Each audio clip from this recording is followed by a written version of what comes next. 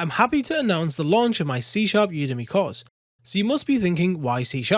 We have tools like ASP.NET and Blazor used for web development, we can create desktop apps using WinForms and WPF, we have game development using Unity, we can even use Xamarin Forms for Android and iOS cross-platform mobile development. And finally, we can also do AI and machine learning inside of C#. Learning C# should not be hard, so let's make it easy. My course will take you from zero experience in C# to installing Visual Studio and how to get comfortable with creating C# applications, all the way through to complex topics like object-oriented programming. But don't just take it from me, look at these amazing reviews from fellow peers that have taken the course and enjoyed it. I'm currently running a 5-day flash sale, so don't miss out, the links are below in the description.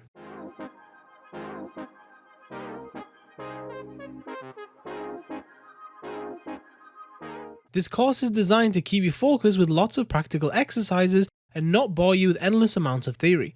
I'll teach you what you need to know and how to use the tools, and the tasks and exercises will help you fully understand how to make use of these tools and consolidate your learning.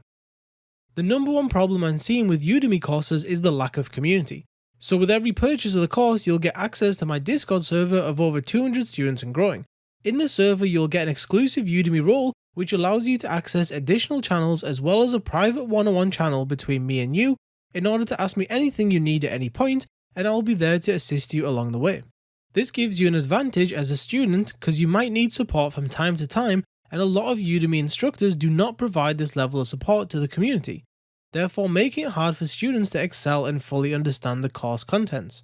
Let's take a quick glance at the wide range of topics involved in this C# course. We have an introduction / getting started with C#, we have primitive tabs, which includes the basic data types known to get running, we have control flow, which covers for loops, if statements, while loops, which help us write the flow of our program. We have some string functions when you want to manipulate strings themselves inside your code. Data structures help us to arrange all of our variables in a nice tidy fashion. Functions and methods help us to keep our code nice and tidy and stop us from using copy and paste when we have duplicate amounts of code. Exception handling is used to stop our program from crashing when something really bad happens that we don't expect. Debugging is a tool that you use when you're trying to find a problem that's went in your code, but you don't exactly know where it stems from. Object-oriented programming is a technique that is used mainly in bigger software packages to make sure that the code is future-proof and very tidy. We then go into some interview preparation, some projects, we wrap up, and the course will be finished. Thank you for watching this video and the introduction to my Udemy course. The links and everything are down below in the description. Thank you for watching, and I'll see you in the next one.